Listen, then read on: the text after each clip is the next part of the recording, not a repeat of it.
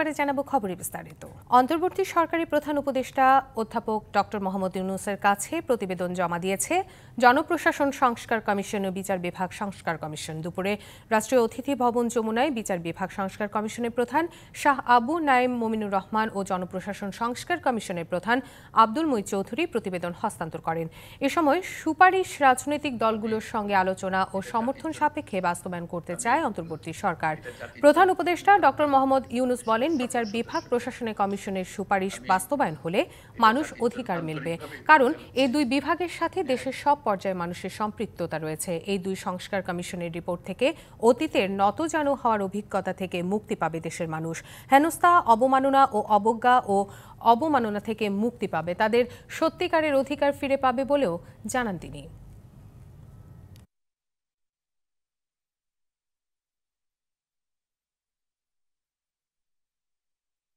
সংক্ষিপ্তসার যেটা আমাদেরকে দিলেন সেটাতেই এত আশা জায়গায় যে হয়তো আমরা এটার থেকে মুক্ত হব, আমরা সত্যিকার ভাবে নাগরিক হিসেবে অধিকার ফিরে পাব, এটাই আমাদের প্রত্যাশা। এবং আপনাদের এই রিপোর্টের মাধ্যমে সে প্রত্যাশা পূরণ হোক।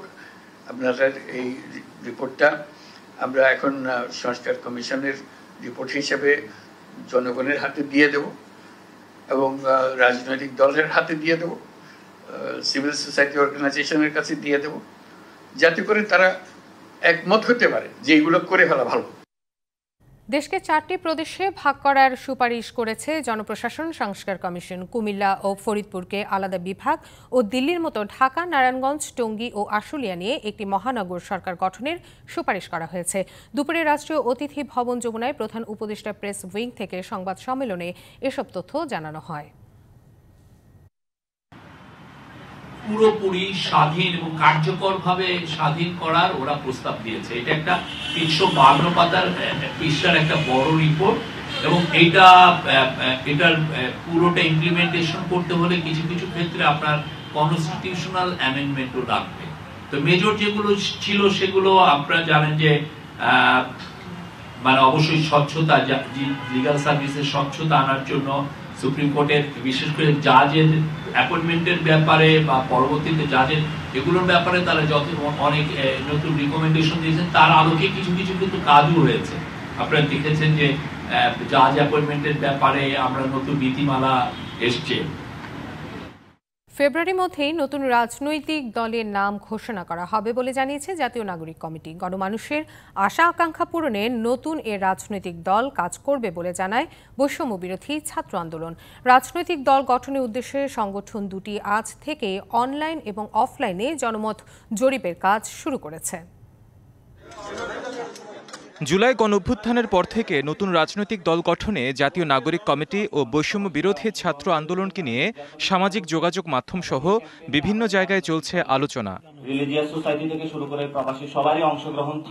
বুধবার দুপুরে রাজধানীর বাংলা মোটরে বৈষম্য বিরোধী আন্দোলনের কেন্দ্রীয় কার্যালয়ে সংবাদ সম্মেলনে নতুন রাজনৈতিক দল গঠনের ঘোষণা আসে।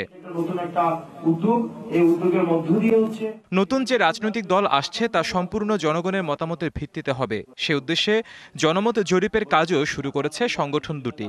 অনলাইন ও অফলাইনে প্রায় 2 লাখ মানুষের মতামতের ভিত্তিতে নতুন দল গঠনের পরিকল্পনা রয়েছে। আমরা পুরো বাংলাদেশে যে ক্যাম্পেইনটা হবে সেই ক্যাম্পেইনের মধ্য দিয়ে জনগণের মতামতকে জনগণের কাছে সেই দলটা উপহার দেওয়ার চেষ্টা করব। কোনো উপদেষ্টা দলে আসতে চাইলে অবশ্যই সরকারি পদ ত্যাগ করে আসতে হবে। আমরা নতুন যে রাজনৈতিক দলটা হবে এই রাজনৈতিক দলটা ফুলি নিউ ইনিশিয়েটিভ। আমরা যে প্রক্রিয়াতে এগোচ্ছি সেখানে আসলে উপদেষ্টা থেকে দলে অংশগ্রহণের সুযোগ থাকবে না। যদি দলে অংশগ্রহণ করতে হয় অবশ্যই উপদেষ্টার পদটা তাকে ছাড়তে হবে। নতুন যে রাজনৈতিক দল গঠন হবে তা মানুষের আশা আকাঙ্ক্ষা ধারণ করবে। মানুষের যে মতাদর্শ, প্রয়োজন, আকাঙ্ক্ষা, মোটা দাগে আমরা একটা সার্ভিস ওরিয়েন্টেড স্টেট করতে চাই, একটা প্রবলেম সলভিং একটা স্টেট করতে চাই। আমাদের যে ভাবাদর্শিক যে সংঘর্ষগুলো রয়েছে সেগুলোর ঊর্ধ্বে আমরা যেতে চাই। আমাদের প্রচলিত যে রাজনৈতিক ধারাগুলো রয়েছে সেটির ঊর্ধ্বে যেতে চাই।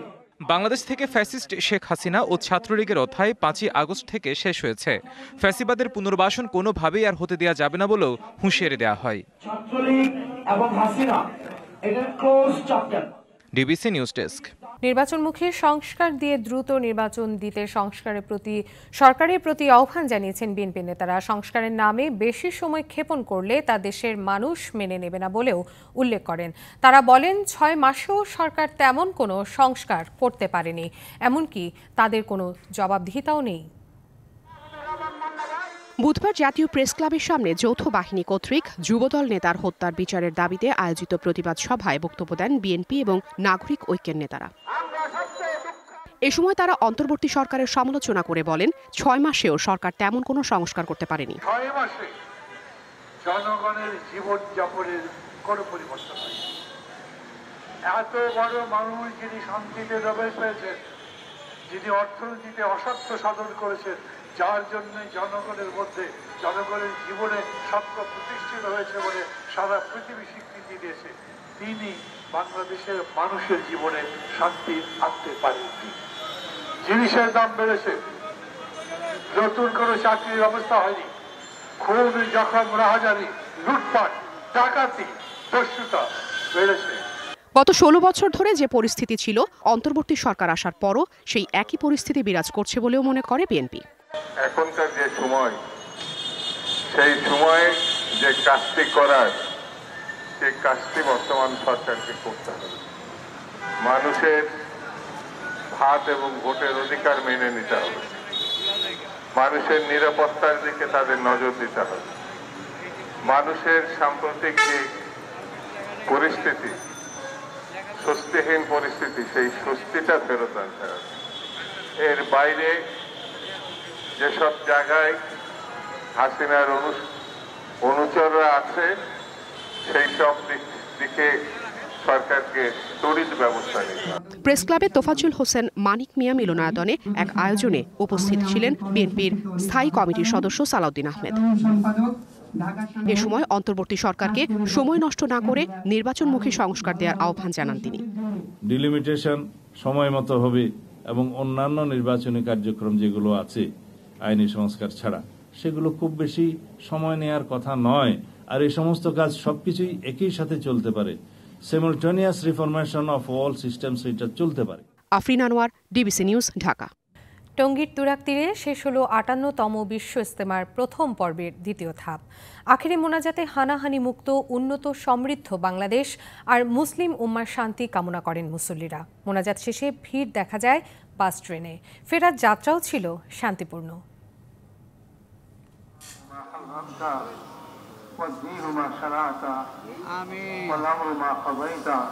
পার্থিব জীবনের গুনাহ মাপের জন্য আল্লাহর দরবারে হাত মুসল্লিদের। সবারই প্রত্যাশা হানাহানি মুক্ত উন্নত সমৃদ্ধ বাংলাদেশের। আগামী দিন আমাদের বাংলাদেশ যেন ভালোভাবে চলে, যেভাবে আর কি আগে অনেক মানুষের অনেক কষ্ট হয়েছে, ওই রকম যাতে না হয়। দেশের যাতে শান্তি ফিরে আসে, দেশের মানুষ যাতে ভালো থাকতে পারে এবং আমরাও যাতে ভালো থাকতে পারি। আয়োজন নিয়ে সন্তুষ্ট মুসল্লিরা জানান আগামী বছরও বিশ্ব ইজতেমায় অংশ নেয়ার আশার কথা। জীবনে কত কিছু করছি, আল্লাহর উদ্দেশ্যে আইছি, আল্লাহ মনে করেন আমাদেরকে মাফ করে দেয় সবাইকে। বিশ্ব ইজতেমা খুব ভালো হয়েছে, এটাই তো আর কি। আগামী ইজতেমার এলান করে দিয়েছে ইনশাআল্লাহ। আল্লাহ তাআলা যতন আমাদের সারা দুনিয়ার মুসলমানদেরকে যতন ওই ইজতেমা পর্যন্ত যতন সবাইকে নেক হায়াত দারাজ করে। শুরাই নেজামের ইজতেমার দ্বিতীয় ধাপের আখেরি মুনাজাত পরিচালনা করেন মাওলানা জুবাইর আহমেদ। আখেরি মুনাজাত শেষে শুরু হয় মুসল্লিদের টঙ্গীর তুরাগ তীর ছাড়ার পালা। বাস ট্রেনে রওনা হন নিজ নিজ গন্তব্যে। এর আগে মুনাজাতে অংশ নিতে ভোরের আলো ফুটার সাথে সাথে ময়দানে আসতে থাকেন ধর্মপ্রাণ মুসল্লিরা।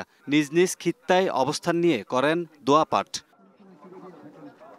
ফজরের নামাজ শেষে বয়ান শুরু করেন ভারতের মাওলানা মোহাম্মদ ফারুক। এরপর শুরু হয় বাকি আনুষ্ঠানিকতা। সকাল ৯:৩০টার দিকে হেদায়েতি বয়ান করেন ভারতের আরেক মাওলানা আব্দুর রহমান। তারপর গুরুত্বপূর্ণ নসিহত পেশ করেন মাওলানা ইব্রাহিম দেওলা। আমবয়ান আর আখেরি মুনাজাতের মাধ্যমে শেষ হতে যাচ্ছে বিশ্ব ইজতেমার প্রথম ধাপের দ্বিতীয় পর্ব। দেশের বিভিন্ন জেলা থেকে আগত ধর্মপ্রাণ মুসল্লিরা মহান রাব্বুল আলামিনের কাছে একটাই প্রার্থনা করছেন, আগামীর বাংলাদেশ হবে সাম্য আর ন্যায্যতার। পাশাপাশি মহান রাব্বুল আলামিন সহায় হবেন সমগ্র মুসলিম উম্মার প্রতি। টঙ্গীর তুরাগ তীর থেকে কামরুল হাসান, ডিবিসি নিউজ, ঢাকা। নওগাঁ সান্তাহারে পূর্ব ঘোষণা ছাড়াই ২টি পেট্রোল পাম্প উচ্ছেদের প্রতিবাদে রাজশাহী ও রংপুর বিভাগের সব পেট্রোল পাম্প বন্ধ রাখা হয়েছে। সকালে অনেকে যানবাহন নিয়ে পাম্পে এসে তেল না পেয়ে ফিরে যান। তারা বলছেন, ঘোষণা ছাড়াই এমন ধর্মঘটে ভোগান্তিতে পড়েছেন তারা। রাজশাহী জেলা পেট্রোল পাম্প মালিক সমিতির সভাপতি জানান, ঘোষণা ছাড়া হঠাৎ করে নওগাঁর 2টি পেট্রোল পাম্প উচ্ছেদ করায় মালিক সমিতির মাঝে আতঙ্ক দেখা দিয়েছে। এদিকে ডিলার, ডিস্ট্রিবিউটর ও পেট্রোল পাম্প ওনার অ্যাসোসিয়েশনের সাথে একাত্মতা ঘোষণা করে তেল উত্তোলন ও পরিবহন বন্ধ রেখেছে উত্তরবঙ্গ ট্যাঙ্ক লরি শ্রমিক ইউনিয়ন। এতে স্থবির হয়ে পড়েছে সিরাজগঞ্জের বাঘাবাড়ি নৌবন্দরের ডিপো। সকাল 8টা থেকে জ্বালানি তেল উত্তোলন ও বিপণন বন্ধ রাখা হয়েছে। বিপিএলের দ্বিতীয় কোয়ালিফায়ার আজ এলিমিনেটরে রংপুরকে হারিয়ে টুর্নামেন্ট থেকে বিদায় করা খুলনার মুখোমুখি হবে চিটাগাং কিংসের। যে জিতবে সেই শুক্রবারে ফাইনালে মুখোমুখি হবে ফরচুন বরিশালের মিরপুরে। ম্যাচ শুরু হবে সন্ধ্যা 6:30টায়। লিগ পর্বে খুলনার কাছে প্রথমবার হারলেও দ্বিতীয় দফায় বড় ব্যবধানেই জিতেছিল চিটাগাং। ওই ম্যাচটা অনুপ্রেরণা যোগাবে চিটাগাং কিংসের ক্রিকেটাররা। বাকিরা নক আউটের আগে নতুন বিদেশি ক্রিকেটার নিয়ে আসলেও ওই পথে হারছে না চিটাগাং। নিজেদের ভান্ডারে যে প্লেয়ার আছে তা নিয়ে ফাইট করতে চায় বন্দরনগরীর ফ্র্যাঞ্চাইজিটি। সংবাদে এ ছিল এখনকার মতো। ডিবিসি নিউজের সংবাদগুলো পড়তে ভিজিট করুন dbcnews.tv আর ভিজিট করুন ডিবিসি নিউজের ফেসবুক পেজ এবং ইউটিউব চ্যানেলে। সঙ্গে থাকুন।